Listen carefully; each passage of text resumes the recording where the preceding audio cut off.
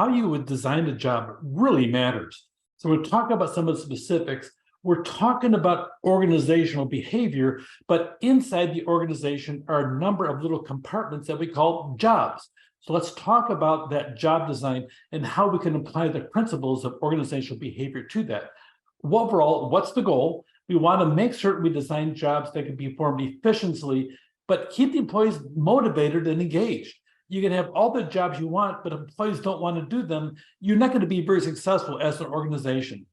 Specialization really improves the work efficiency. So have somebody, they do this one job, okay, and then this one does this one job. By specializing, you can master the skills in that job. You can even rotate them later on to this job or this job later on, but have them focus in on jobs that really are very specialized.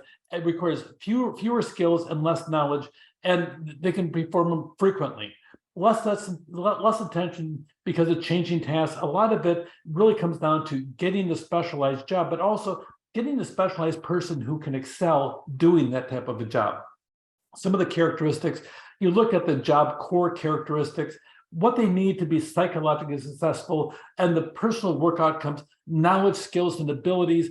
That's a big thing. How much autonomy is a person going to need for that job? Can they do it on their own? Some people can't do anything on their own, have to be supervised constantly. And some people, you can just forget about it for 4 or 5 months and then show up and visit and say, hey, how you doing? Oh, fine. I can do the following 5 things. You know, can I have help over here? And they'll be totally self-motivated. It just depends on the person. But a lot of times, the success rate depends on how you design this job. Look on the social characteristics. Those extroverts, those wonderful people that can go out and talk.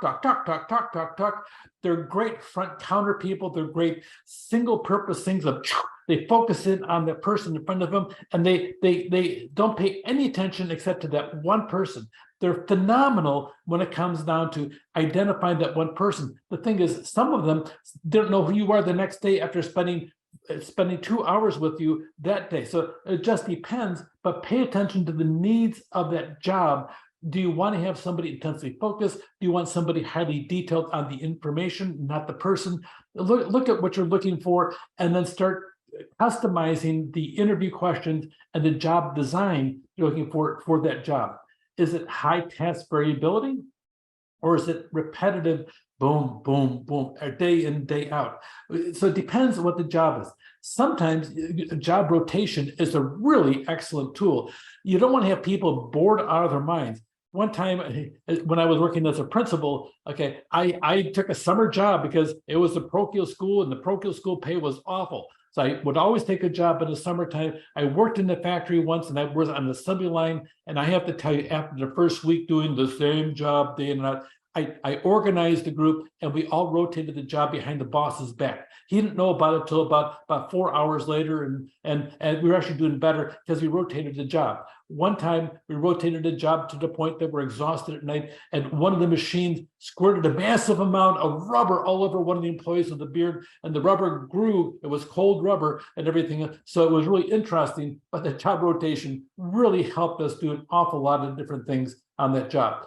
Job enlargement. Sometimes you add things to the existing job because the person is skilled enough, they want something more. Listen to them, what you need to do. Natural grouping, giving employees more responsibility for scheduling, coordinating, planning work.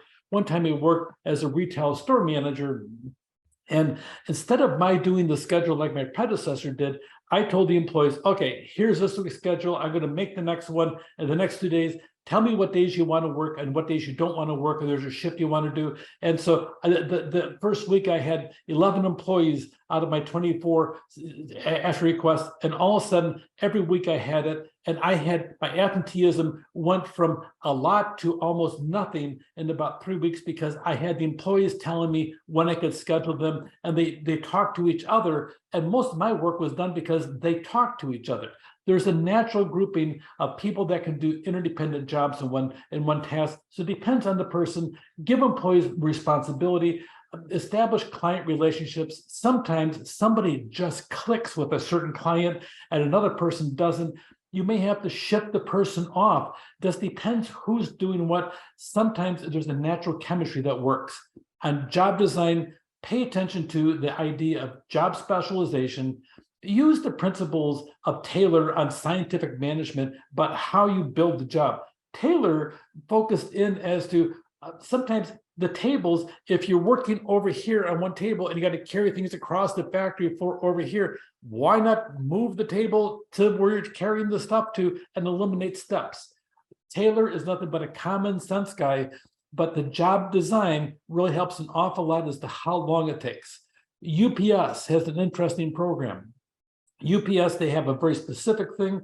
The driver is to get off the UPS van, leading with the right foot. They're to have the package in their hand. They're to walk 3 feet for every second that they're walking. They hold their key for the ignition of the truck in the right hand with the key with the grooves up.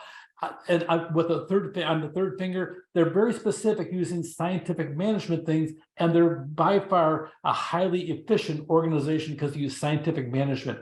Pay attention to that. Focus in on job specialization. Look on the skill variety, the task identity, the task significance. On the motivating tools, look at things like job rotation, job enlargement, making the job physically bigger, and enriching the job by providing more complex things.